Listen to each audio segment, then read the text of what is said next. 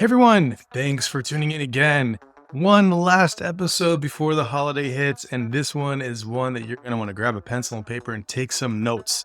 So I don't want to give you homework for over the holiday, but I do want to set you up for a great beginning to January and the year of 2025. So I have some tips for you, some house cleaning that you should plan on doing when you get back at it in the new year. Before I hop into those tips, please like and share this. Please add your comments. We want to get the conversation going, and it helps. Add 5 stars on your platform of choice, and do tell your friends. That would be the greatest Christmas gift to me. I thank you in advance. So what am I talking about with house cleaning? So as you start to get into digital experiences and you have all these multiple systems, maybe you've changed agencies this year, or maybe people have come and gone within the organization. What starts to happen is there's a lot of people that have access to those systems that quite simply shouldn't. So when you get back at it in January, or if you have time before, it's time to do a little bit of an audit. Take a look at your content management system for the website and the apps. Do you have people on there that are no longer with the organization? If so, remove them. Make sure that you're assigning their content appropriately so nothing gets lost, but definitely get rid of them and block their access. Do you have an agency switch that happened this year? Check if they have access to those systems.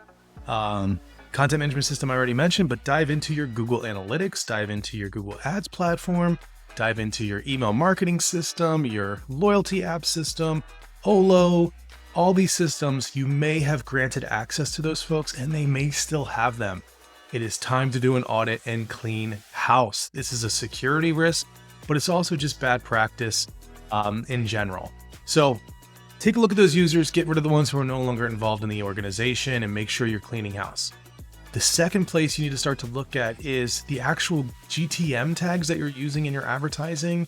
Those things can get loaded up a lot, especially if you've had multiple agencies in there, coming and going, freelancers, marketing leaders.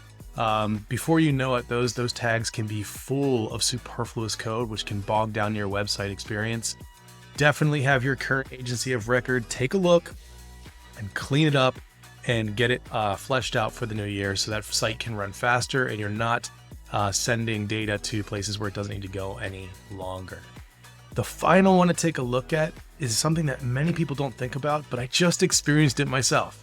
So for instance, there are systems out there that allow you to set up details when someone, say, unsubscribes from an email list or disengages from a platform in some other way. In particular, MailChimp.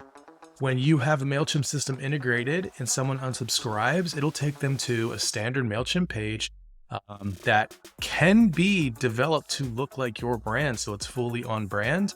But if it's not, it's just going to take the information from the system. Recently, I unsubscribed from an email, and across the top of that page was the agency's name, not the brand's name. And this was not a small brand.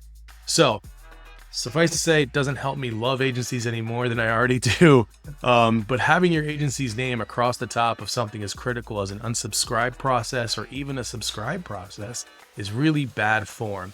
So it's time to go into your email marketing system and your other loyalty and marketing systems and making sure that your agency's information is not there when your information should be.